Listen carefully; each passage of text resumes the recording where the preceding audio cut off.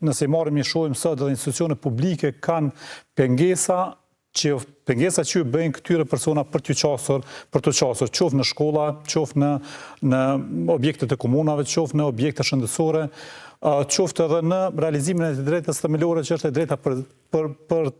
për zgjedhje, apo për të votuar. Kemi pasur në zgjedhjet e kaluara, kemi pasur probleme nga këto grupe të marginalizuara për të qasur apo për të realizuar drejtat e tyre. Nëse shohim qasjen e qeverive në raport edhe qeverisë të tanishme apo qeverisë në detyrë dhe qeverive të kaluame në raport me grupet e marginalizume, me të drejtë mund të themi që ajo është bërë shumë pak në drejtim të realizimit të këtyre të drejtave, në drejtim të t'ju mundësohet këtyre personave që më lehtë realizojnë të drejtat e veta. Ne patëm edhe gjatë kohës së zgjedhjeve, patëm programin zgjedhor të partive politike, i cile asnjëra nga partitë politike nuk pati një program, një koncept për të promovuar të drejtat e personave të marginalizuara, në tekst të veçantë të personave me aftësi të kufizuara. Ka patëm një reagim, nëse ju kujtohet në kohë zgjedhjeve nga shoqata që përfaqëson persona me aftësi të kufizuara handikos, të cilët kanë shumë kritik në raport me çdo parti politike dhe të cilët kërkuan disa të drejta elementare përmes një deklaratës të zotimeve, për të nënshkruar nga pretendentët për kryeministra të ardhshëm dhe nuk gjetën mbështetje as të këtyre pretendentëve, dhe ato ishin disa të drejta elementare, siç ishin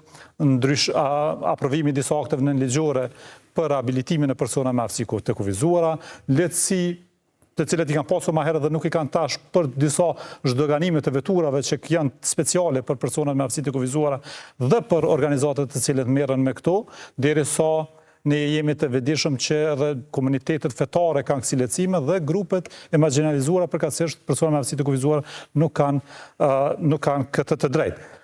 E pasaj mund të flasim gjatë debatit edhe për pjesën e komuniteteve pakicë, për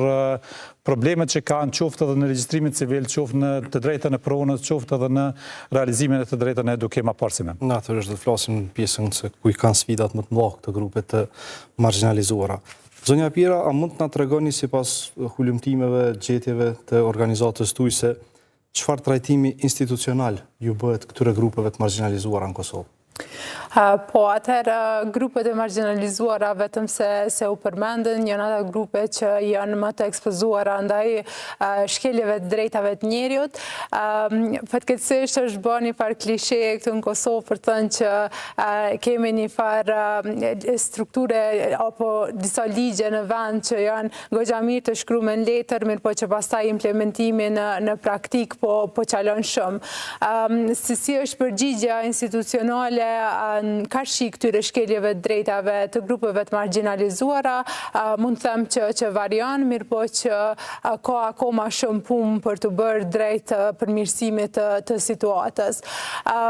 Nëse i marrim edhe i shikojmë veç e veç grupet e marginalizuara, vrejmë që për shembull gratë ndër grupet, një ndër grupet më të marginalizume, nuk kanë trajtimin e duhur institucional, sidomos kur ato janë viktima të dhunës, për shembull në familje apo dhunës me bazë gjinore. Gjithmonë e kemi pa që ka një ndëshkueshmëri shumë të lehtë prej anës gjykatave për kryerësit e dhunës me bazë gjinore që në të shumtën e rasteve janë burrat, pastaj se çka ndodh pas se gradëve që më raportojnë dhunën në polici, çfarë masa ndërmerr shteti në rehabilitimin e tyre. Këtu pra kemi mungesa të dukshme të trajtimit institucional. Në anën tjetër kemi komunitetet jo shumicë në Kosovë, komuniteti rom, komuniteti ashkali, egjiptian, pastaj është komuniteti serb, bosnjak, që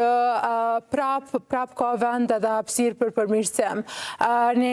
para një viti e pak më shumë është bërë një platformë kombëtare për raportimin e rasteve të diskriminimit, mirë po nëse shqyqan edhe ajo platformë është mjaft e kufizume sepse është vetëm për komunitetet rom, ashkali, egjiptian, ndërsa komunitetet e tjera që janë bosnjak, turk në Kosovë, pastaj Komiteti Serb nuk mund të raportojnë në një platformë të tillë e të marrë parasysh që ata ballafaqohen me probleme deri te ato më bazike që është e drejta në gjuhë, për shembull, jo të gjitha informacionet në Kosovë jepen edhe në gjuhën serbe, edhe pse është gjuhë zyrtare në Kosovë ose në gjuhët në përdorjem zyrtar në disa komuna të ndryshme. Më pas kemi edhe grupe të tjera, u përmendën personat me aftësitë kufizume, edhe qasja e tyne në për institucione, trajtimi i tyne, ndonse konventa për të drejtat e personave me aftësitë kufizume theme ka marrë vitin e kaluar dritën e gjelbër për gjykatës kushtetuese dhe gjykata ka thënë që nuk i minimizon të drejtat e njerëzit, ende duhet punë për të futur në nenin 22 të kushtetutës si instrument direkt i aplikueshëm në Kosovë. Kështu që ka ende punë për të bërë prej institucioneve. Ligji për mbrojtje nga diskriminimi tani më është duke u amandamentuar, është ndër ligjet më të pazbatueshme në Kosovë fatkeqësisht, edhe duke konsideruar që ky është ligj që i ofron mbrojtje pikërisht këtyre grupeve. Ka një koordinim institucional në aspektin e mbledhjes së të dhënave sa i përket personave të diskriminuar në Kosovë, dhe pastaj kjo është një farë lloj zinxhiri, hallke zinxhirore që shkon edhe secili institucion, nështë them ashtu ja gjun topin një institucioni tjetër kur vjen puna te përgjegjësitë si për mbledhjen e dhënave, si për trajtimin e këtyre rasteve. Keni përmendur në vazhdimsi nevojën e miratimit të kodit civil. Pse është i rëndësishëm ky kod? Po, kodi civil është i rëndësishëm për shkak se duhet të ofronte mundësinë e martesës edhe për personat me sekseve të njëjta në Kosovë. Ka qenë një avokem shumë i gjatë i organizatave të shoqërisë civile për me kalu, mirë po ligji akoma vazhdon të mos kaloj kodin në situatën si që është tani.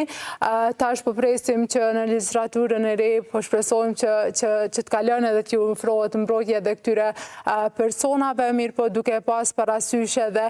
polarizimin, them ashtu, edhe të shoqënisë, mirë po edhe të deputetëve në kuvend. E dim që prej fillimit vitit 2022 ka pas shumë polemika në lidhje me këtë kod, pastaj ka pas gjuturrëtjes që është përdor shumë në kuvend, edhe në institucionet e tjera, po edhe në shoqëni, sidomos prej zyrtarëve të ndryshëm të cilët janë në pushtet, edhe që pastaj ne kemi konsideruar që ajo gjuhë që është përdor normalisht që do të ketë ndikim pak më të madh në shoqëri, për shkak që nuk është njëjtë sikur kur dikush një qytetar i thjesht përhap gjuturrëtje, sikur një person që përfaqëson vetë popullin në kuvend. Edhe për këtë na veçse tash një vitin e kaluar kemi pas dërguar një padi në gjykatë në Prishtinë, po edhe një ankesë te institucioni i avokatit popullit, ku në tetor vitit kaluar kemi marrë një përgjigje dhe avokati i popullit pa të konsideruar që ka pas diskriminim